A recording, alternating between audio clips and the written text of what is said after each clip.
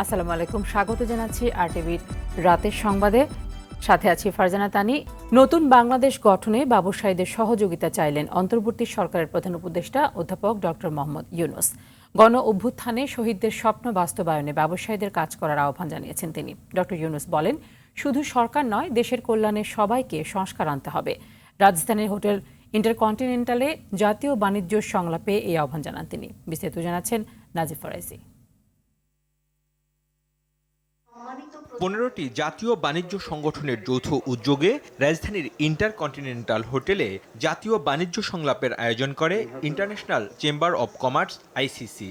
এতে প্রধান অতিথি হিসেবে যোগ দেন ছাত্র জনতার গণ অভ্যুত্থানের মাধ্যমে গঠিত অন্তর্বর্তী সরকারের প্রধান উপদেষ্টা অধ্যাপক ডক্টর মোহাম্মদ ইউনূস। এ সময় ব্যবসায়ীদের পক্ষ থেকে দেশের আর্থিক খাতের অনিয়ম দূর ও স্থিতিশীলতা নিশ্চিতের পাশাপাশি পাচারকৃত অর্থ ফিরিয়ে আনার দাবি জানানো হয়।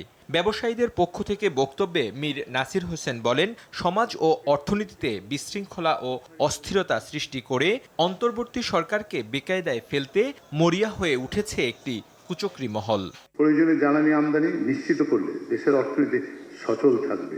প্রধান উপদেষ্টা বলেন, পুরনো বাংলাদেশ থেকে নতুন বাংলাদেশে উত্তরণ বেশ কঠিন, তবে সবাই ঐক্যবদ্ধ হয়ে কাজ করলে তা দ্রুত অর্জন সম্ভব। এই সুযোগ না আসলে আমাদের যে পচন ধরেছিল,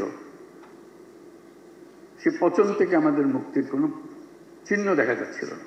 হঠাৎ করে সমস্ত বাধা আমাদের কাছ থেকে চলে গেল। আমরা আর পচন নয়, আমরা সুস্থ জাতি হিসেবে, সবল জাতি হিসেবে দাঁড়াতে চাই। গণ অভ্যুত্থানের জন্য জীবন দেয়া ছাত্র জনতার আত্মত্যাগের কথা স্মরণ করে ডক্টর ইউনূস বলেন, তাদের স্বপ্ন বাস্তবায়নে ব্যবসায়ীদের দায়িত্ব পালন করতে হবে। তুমি প্রাণ দিয়েছ, তোমার প্রাণের বিনিময়ে তুমি আমাদেরকে সুযোগ করে দিয়েছ, যে সুযোগ আমাদের কাছে ক্রমেই বন্ধ হয়ে আসছিল। সেই সুযোগ নিয়ে আমি তোমার স্বপ্ন বাস্তবায়ন করব। যে স্বপ্নের পেছনে গিয়ে তুমি প্রাণ দিয়েছ, সে নতুন বাংলাদেশ গড়ার, সে নতুন বাংলাদেশ গড়বই। এই হবে আমাদের শপথ। শ্রমিকদের অধিকার সুরক্ষায় ব্যবসায়ীদের আরও বেশি দায়িত্বশীল হওয়ার পরামর্শ দিয়ে প্রধান উপদেষ্টা বলেন, শিগগিরই আইএলও কনভেনশনে স্বাক্ষর করবে দেশ। শ্রমিক, মালিক, সরকার সব যখন টিম হলাম, ওটাও আমরা করে ফেলি। ওটা না করলে সামনে এগুলো কষ্ট হবে। আমাদেরকে সাহস দেন, এগিয়ে আসেন, আমরা সবাই মিলে আইএলও কনভেনশনে স্বাক্ষর করে ফেলি। যে কটা দিন আমরা একসঙ্গে কাজ করতে পারি, এই নতুন বাংলাদেশের জন্য যা আছে তাই করব। যেন বলে যেতে পারি, আমাদেরকে জীবনে এই দেশ আমাদেরকে একটা সুযোগ দিয়েছিল, আমরা সেই সুযোগ পূর্ণ ব্যবহার করেছি। আমরা সেই অতীতের পচা বাংলাদেশ থেকে আমরা একটা নতুন তরতাজা বাংলাদেশ সৃষ্টি করেছি। ব্যবসায়ীদের সব প্রতিবন্ধকতা দূর করার কথাও জানান প্রধান উপদেষ্টা অধ্যাপক ডক্টর মোহাম্মদ ইউনূস। এই সুযোগকে যেন আমরা হারিয়ে না ফেলি। নাজিফ ফরাইজি, আরটিভি, ঢাকা। যৌক্তিক দাবি মেনে নেয়ার আশ্বাসের পরেও থামছে না সাভার আশুলিয়া শিল্পাঞ্চলে পোশাক কারখানায় শ্রমিক অসন্তোষ। হামলা ও লুটপাটের আশঙ্কায় আজও বন্ধ রাখা হয়েছে প্রায় 250 কারখানা। সরকার পতনের পর হঠাৎ শ্রমিক আন্দোলনের ষড়যন্ত্র দেখছে শিল্প মালিকরা। তাদের দাবি, এর পেছনে রয়েছে দেশি বিদেশি গোষ্ঠীর ইন্ধন। এদিকে গাজীপুরের টঙ্গীর কয়েকটি কারখানা পরিদর্শন করেছেন শিল্প সচিব। আরও জানাচ্ছেন সেলিম মালিক। শেখ হাসিনার পতনের পর অন্তর্বর্তীকালীন সরকার দায়িত্ব নেওয়ার পরপরই নানা দাবি দাওয়া নিয়ে মাঠে নামে বিভিন্ন প্রতিষ্ঠানের শ্রমিকরা। এর সঙ্গে পিছিয়ে নেই পোশাক কারখানার শ্রমিকরাও।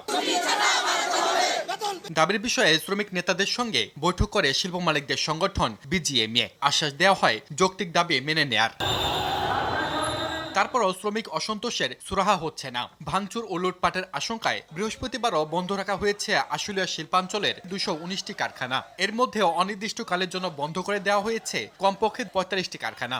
হাজিরা বোনাস 800 টাকা দিতে হবে, আমাদের ওই টিফিন বিল দিতে হবে 70 টাকা, আমাদের ওই 3 নাম্বার দাবি হচ্ছে আমাদের ওই লাঞ্চ বিলের টাকাটা দিতে হবে 2000 টাকা। আজকে প্রায় 17 দিন হয় আমাদের দাবি মানার। এই 17 দিনের ভিতরে আমরা একটা দাবিও পাই নাই। শ্রমিক আন্দোলনের পেছনে দেশি বিদেশি মহলের ষড়যন্ত্র দেখছেন শিল্প মালিকরা। এই বহিরাগত শক্তির সাথে হয়তো দেশি এবং দেশের বাইরের চক্রের বা কোনো রকম যোগসাজশ থাকতেই পারে আমরা মনে করি। এরা কি শ্রমিক? আমরা তো মনে করি না এরা শ্রমিক। তারা বিভিন্ন কায়দায় বিভিন্নভাবে চেষ্টা করতেছে একটা অস্থিতিশীল পরিস্থিতি তৈরি করতে। এদিকে গাজীপুরের টঙ্গীর কয়েকটি পোশাক কারখানা পরিদর্শন করেছেন শ্রম ও কর্মসংস্থান সচিব।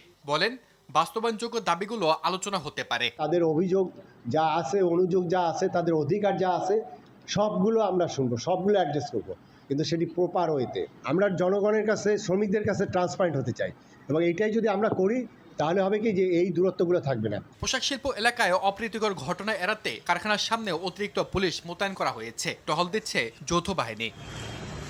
সেলিম মালিক, RTV, ঢাকা। নারায়ণগঞ্জ সিটি কর্পোরেশনের সাবেক মেয়র ডক্টর সেলিনা হায়াত আইভি ও তার ব্যক্তিগত সহকারী আবুল হোসেনের বিরুদ্ধে অনুসন্ধানের সিদ্ধান্ত নিয়েছে দুর্নীতি দমন কমিশন। তাদের বিরুদ্ধে অবৈধ সম্পদ অর্জন, অর্থ পাচার ও ক্ষমতার অপব্যবহার, দুর্নীতির অভিযোগ রয়েছে।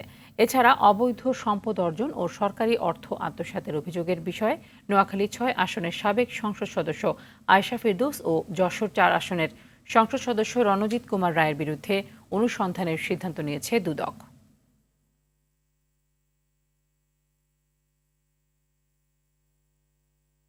ভারতে বসে ফ্যাসিস্ট শেখ হাসিনার ষড়যন্ত্র এদেশের জনগণ প্রতিহত করবে।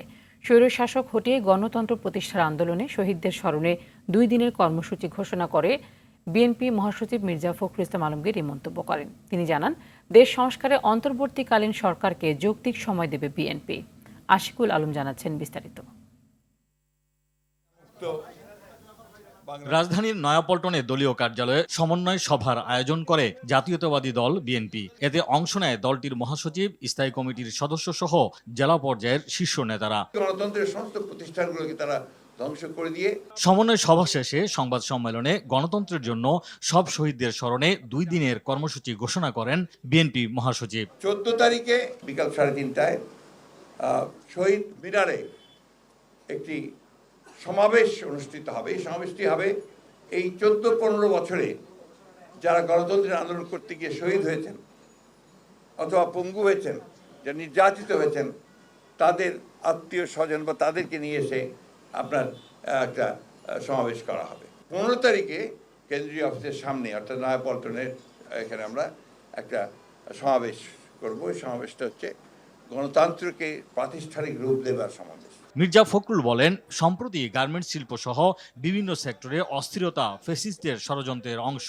পতিত ফ্যাসিবাদ হাসিনা বিদেশে, ভারতবর্ষে আশ্রয় নিয়েছেন এবং সেখান থেকে যে অপপ্রচার চালানো হচ্ছে আপনার এই বাংলাদেশ সম্পর্কে, মানুষের সম্পর্কে, এই অপপ্রচারগুলো কখনোই গ্রহণযোগ্য হতে পারে না। বর্তমান সরকারকে সংস্কার কাজ দ্রুত শেষ করার আহ্বান জানান বিএনপি মহাসচিব। সংস্কার প্রয়োজন, সেটা আমরা বলেছি, কারণ গণতন্ত্রকে একেবারে ধ্বংস করে ফেলেছিল এবং সেই ক্ষেত্রে অতি দ্রুত যেন এই সংস্কারের কাজগুলো শেষ করা হয়। মূল যে বিষয়টা রয়েছে গণতন্ত্রের জন্যে, যে জনগণের প্রতিনিধিদের শাসন, তাদের পরিচালনা, তাদের শাসন, জনগণের নির্বাচিত পার্লামেন্ট দিয়ে দেশ চলবে, সেই বিষয়টা যেন আপনার অবশ্যই দ্রুততার সঙ্গে আপনার সমাপ্ত হয়, সেটাই আমাদের প্রত্যাশা থাকবে। ডিসি নিয়োগ নিয়ে অস্থিরতা সাময়িক বলেও মন্তব্য করেন মির্জা ফখরুল। এটা একটু সময় লাগবেই, আপনার পুরোপুরিভাবে আপনার নতুন করে তো এখন এই মুহূর্তে রিক্রুট করে অফিসার নিয়োগ করা সম্ভব না। আশিকুল আলম, RTV, ঢাকা। নিয়মিত স্বাস্থ্য পরীক্ষার জন্য বিএনপি চেয়ারপারসন বেগম খালেদা জিয়াকে হাসপাতালে ভর্তি করা হয়েছে। বুধবার মধ্যরাতে গুলশানের বাসভবন ফিরোজা থেকে তাকে বসুন্ধরার এভারকেয়ার হাসপাতালে নেওয়া হয়। সেখানে মেডিকেল বোর্ডের পরামর্শে বেগম জিয়ার বেশ কিছু পরীক্ষা নিরীক্ষা শেষে তাকে কেবিনে রাখা হয়েছে। রিপোর্ট পর্যালোচনা করে পরবর্তী ব্যবস্থা নেওয়া হবে বলে জানিয়েছে মেডিকেল বোর্ড। খালেদা জিয়া দীর্ঘদিন লিভার সিরোসিস, হৃদরোগ, ডায়াবেটিস সহ বিভিন্ন জটিলতায় ভুগছেন।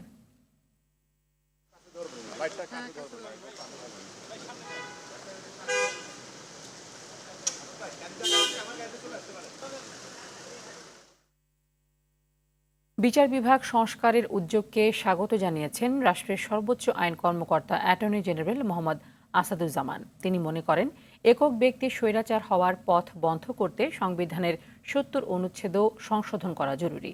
বিচার বিভাগের জন্য আলাদা সচিবালয় থাকা প্রয়োজন বলে মত দেন বিএনপির আইন বিষয়ক সম্পাদক কায়সার কামাল। অধরা ইয়াসমিন জানাচ্ছেন বিস্তারিত।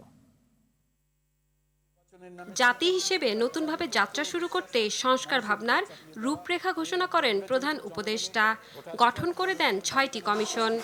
সেহেতু নির্বাচন ব্যবস্থার উন্নয়নে আমাদের সংস্কার ভাবনায় গুরুত্ব পেয়েছে অধিক। বিচার বিভাগ সংস্কার নিয়ে প্রধান উপদেষ্টার উদ্যোগকে ইতিবাচক হিসেবে দেখছেন অ্যাটর্নি জেনারেল। এই বিচার বিভাগের সংস্কারের বিষয়ে, সংবিধান সংস্কারের বিষয়ে জনগণের মধ্যে একটা দাবি আছে, সেই দাবিটাকে ধারণ করে উনি উদ্যোগটা নিয়েছেন। এটা নিশ্চিতভাবেই একটি ইতিবাচক উদ্যোগ বলে আমি মনে করি। সংবিধানের ৭০ অনুচ্ছেদ অনুযায়ী কোন সংসদ সদস্য নিজ দলের বিপক্ষে ভোট দিতে পারেন না, যা স্বৈরতন্ত্রকে উস্কে দেয় বলেও মনে করেন তিনি। ফ্লোর ক্রসিং করা যাবে না, parliament member independent mind apply করতে পারবে না। কার্যত বাংলাদেশের আইন বিভাগ, শাসন বিভাগ, বিচার বিভাগ একক ব্যক্তির নিয়ন্ত্রণে চলে গিয়েছিল। অনেকটা ভূমিকা রেখেছে ৭০ অনুচ্ছেদ। এগুলো সংবিধান সংস্কার কমিটি যারা আছেন ওনারা দেখবেন। বিচার বিভাগ যেন কার্যত অর্থেই স্বাধীনভাবে কাজ করতে পারে, তার প্রতিফলন জরুরি বলে মনে করেন বিএনপির আইন বিষয়ক সম্পাদক। বাংলাদেশে বিচার বিভাগটা যদি আপহোল্ড থাকতো, রুল অফ ল যদি এস্টাবলিশড হতো, তাহলে হয়তো এই ফেসিস্টের জন্ম নিত না। তো আমরা প্রত্যাশা করছি বিচার বিভাগ কার্যকর অর্থে স্বাধীন করা এবং বিচার বিভাগের জন্য আলাদা একটা সেক্রেটারিয়েট থাকা। সংবিধান সংস্কার কমিশন জনসাধারণের আকাঙ্ক্ষা পূরণ করবে বলে আশা বিএনপির আইন বিষয়ক সম্পাদকের। সংবিধানকে সংশোধন করে তাদের মতো করেই করা হয়। অধরা ইয়াসমিন, RTV, ঢাকা। রাজনৈতিক দলগুলোর সাথে সংলাপের পরেই নির্বাচনের বিষয়ে সিদ্ধান্ত হবে বলে জানিয়েছেন বন ও জলবায়ু পরিবর্তন এবং প্রাণী সম্পদ মন্ত্রণালয়ের উপদেষ্টা সৈয়দা রিজওয়ানা হাসান। তিনি বলেন, রাজনৈতিক দলগুলো আগে সংস্কার চায়। অন্তর্বর্তীকালীন সরকারের উপদেষ্টা পরিষদের সভা শেষে ফরেন সার্ভিস একাডেমিতে এক সংবাদ সম্মেলনে তিনি এসব কথা বলেন। ২-৩ সপ্তাহের মধ্যে লোডশেডিং সমস্যা সমাধানের চেষ্টা চলছে বলেও জানিয়েছেন তিনি। এদিকে প্রধান উপদেষ্টা ডক্টর মোহাম্মদ ইউনূসকে সভাপতি করে জুলাই শহীদ স্মৃতি ফাউন্ডেশনের কার্যক্রম শুরু হলো। শহীদ পরিবার ও আহতদের দীর্ঘমেয়াদী সহায়তা দিতে ফাউন্ডেশন কাজ করবে বলে জানান শ্রম ও কর্মসংস্থা উপদেষ্টা আসিফ মাহমুদ। পরিবারের যে ভবিষ্যৎ সহযোগিতা এবং দায়িত্ব নিয়েছে সরকার, সেটি পরিচালিত হবে। বৈষম্য বিরোধী, আরেকটা হচ্ছে সংস্কার, এবং এটার উদ্দেশ্যই হচ্ছে একটা প্রকৃত গণতন্ত্রের দিকে দেশটাকে নিয়ে যাওয়া। সংস্কার প্রস্তাবগুলো যেগুলো আসছে, কিছু কিছু জিনিস কিন্তু আছে, পত্র পত্রিকায় আছে, জনগণের মতামত হিসাবে আছে। এর মধ্যে কংক্রিট যে প্রস্তাবগুলো আমরা রাজনৈতিক দলগুলোর কাছে আহ্বান করেছি, এগুলো চলে আসবে। ফলে ওনাদের টার্মস অফ রেফারেন্স ঠিক করতে বা কর্মপরিধি ঠিক করতে আমাদের হয়তো আরো 2 থেকে 3 সপ্তাহ লাগবে। প্রশাসনে স্থবিরতা বিরাজ করছে স্বীকার করে বিভিন্ন জায়গা থেকে অসহযোগিতার অভিযোগ তোলেন তথ্য উপদেষ্টা নাহিদ ইসলাম। এ সময় সমন্বয়ক নাম ব্যবহার করে কেউ অন্যায় সুযোগ সুবিধা নেওয়ার চেষ্টা করলে ব্যবস্থা নেওয়ার অনুরোধ জানিয়েছেন তিনি। 14 সেপ্টেম্বর বৈষম্য বিরোধী ছাত্র আন্দোলনের শহীদ স্মরণ সভা করা হচ্ছে না বলেও জানিয়েছেন তিনি। রুহুল আমিন তুহিন জানাচ্ছেন বিস্তারিত। গণ অভ্যুত্থানের মাধ্যমে স্বৈরাচার সরকারের বিদায়ের পর ডক্টর মোহাম্মদ ইউনূসের নেতৃত্বে অন্তর্বর্তীকালীন সরকারের তথ্য যোগাযোগ ও প্রযুক্তি, তথ্য ও সম্প্রচার এবং ডাক ও টেলিযোগাযোগ মন্ত্রণালয়ের উপদেষ্টা করা হয় সমন্বয়ক নাহিদ ইসলামকে। দায়িত্বের 1 মাস পূর্তিতে দুপুরে সচিবালয়ে মন্ত্রণালয়গুলোর অগ্রগতি তুলে ধরেন তিনি। এ সময় নাহিদ ইসলাম জানান, মন্ত্রণালয়গুলোর আগামী 100 দিনের কর্মপরিকল্পনা গ্রহণ করেছেন তিনি। প্রশাসনকে ঢেলে সাজানো, বৈষম্য বিরোধী ছাত্র আন্দোলন ভিত্তিক প্রচারপত্র প্রকাশ, মন্ত্রণালয়ের দুর্নীতির অনুসন্ধান ও দায়ীদের বিরুদ্ধে ব্যবস্থা গ্রহণ সহ স্বাধীন গণমাধ্যম গঠনের প্রক্রিয়া শুরুর কথা তুলে ধরেন তিনি। যে দুর্নীতির অভিযোগ ছিল যেসব প্রকল্পগুলোতে, সেসব প্রকল্প সহ সকল প্রকল্পের একটা রিভিউ আমরা কমিটি করেছি, যে সবগুলো প্রকল্প যাতে রিভিউ করা হয় এবং যেখানে যেখানে দুর্নীতির অভিযোগ আছে সেগুলো যাতে খতিয়ে দেখে একটা রিপোর্ট পেশ করা হয়। এ সময় সাংবাদিকদের প্রশ্নের জবাবে উপদেষ্টা বলেন, আগামী 14 সেপ্টেম্বর জুলাই গণহত্যায় শহীদদের জন্য স্মরণসভা হচ্ছে না। প্রকৃত সংখ্যা নির্ধারণ করার পরই তা অনুষ্ঠিত হবে। তালিকাটা যেহেতু অনগোয়িং, সেজন্য 14 তারিখেই স্মরণসভাটি করা হচ্ছে না। মূলত তালিকাটি আরও চূড়ান্ত হলে এই তালিকার উপর ভিত্তি করে আমরা শহীদদের স্মরণসভাটি আয়োজন করব। সরকার গঠনের পর প্রশাসনের কাঙ্ক্ষিত সহযোগিতা পাচ্ছেন না বলেও অভিযোগ করেন এই উপদেষ্টা। স্থবিরতা তো আছে, এটা আমরা লক্ষ্য করছি এবং আমরা বিভিন্ন জায়গা থেকে অসহযোগিতা পাচ্ছি, এটা আমরা অস্বীকার করব না। সমন্বয়কদের নাম ব্যবহার করে কেউ যেন কোনো অন্যায় না করতে পারে সে বিষয়ে সবাইকে সতর্ক থাকার আহ্বানও জানান বৈষম্য বিরোধী ছাত্র আন্দোলনের অন্যতম এ সমন্বয়ক। সমন্বয় পরিচয় ব্যবহার করে দেশের বিভিন্ন জায়গায় নানা ধরনের সুযোগ সুবিধা, অন্যায় সুযোগ সুবিধা নিচ্ছে মানুষ, এবং চাঁদাবাজির মতো ঘটনাও ঘটছে। আমরা কিন্তু এর আগেও বিভিন্নবার যারা ছিলেন সমন্বয়ক তারা কিন্তু এটার প্রতিবাদ জানিয়েছে। আগামী 100 দিনের মধ্যে গণমাধ্যম কর্মী আইন প্রণয়নের আশ্বাসও দেন নাহিদ ইসলাম। রুহুল আমিন তুহিন, RTV, ঢাকা। দেশের উপকূলীয় ও পার্বত্য এলাকায় গত রাত থেকেই থেমে থেমে বৃষ্টি হচ্ছে। চট্টগ্রাম, কক্সবাজার, মোংলা ও পায়রা সমুদ্র বন্দরকে 3 নম্বর স্থানীয় সতর্ক সংকেত দেখাতে বলা হয়েছে। বৃষ্টিতে টেকনাফের নিচু এলাকা প্লাবিত হয়েছে। এদিকে নদ নদীর পানি বেড়ে চট্টগ্রাম বিভাগের বিভিন্ন জেলার নিম্নাঞ্চল প্লাবিত হওয়ার শঙ্কা রয়েছে। প্রতিনিধির তথ্য ছবিতে আবহাওয়া পরিস্থিতি জানাচ্ছেন সৈয়দ মাহমুদ। উজানের ঢল ও ভারী বৃষ্টিতে আগস্টের শেষ ভাগে হওয়া আকস্মিক বন্যার রেশ কাটতে না কাটতে আবারও বন্যার শঙ্কা। আবহাওয়াবিদরা জানান, মূলত ভিয়েতনামের উত্তরাঞ্চলে আঘাত হানা টাইফুন ইয়াগির প্রভাবেই এই বৃষ্টি।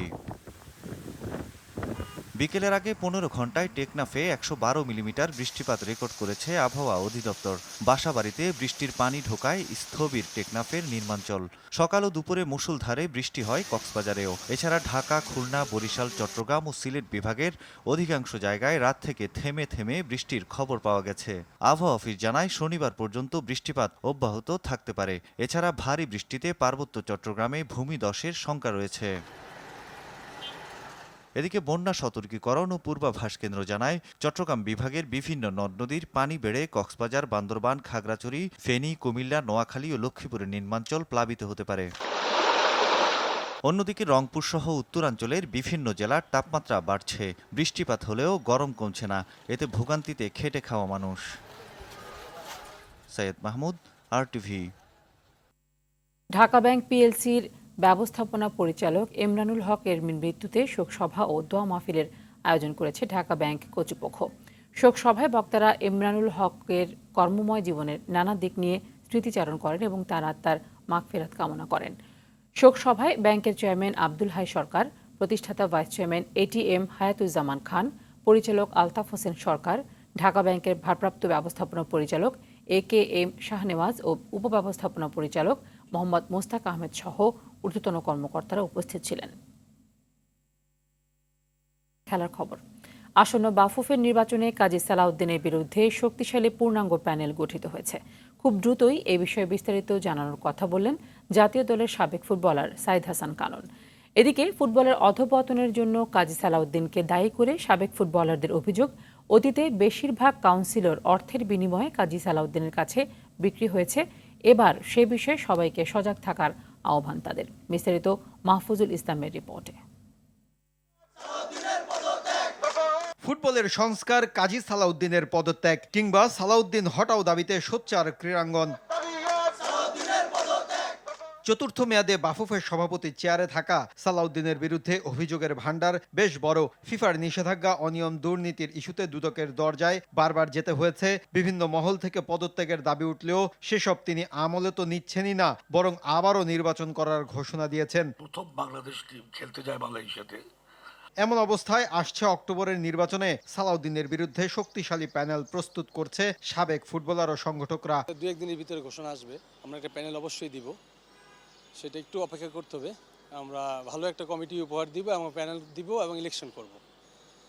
যেহেতু ফিফার কিছু বাইন্ডিংস আছে, সেই কারণে সালাউদ্দিন সাহেব হয়তো এখনও পদত্যাগ করছে না বা যাচ্ছে না, উনি নির্বাচন করবে।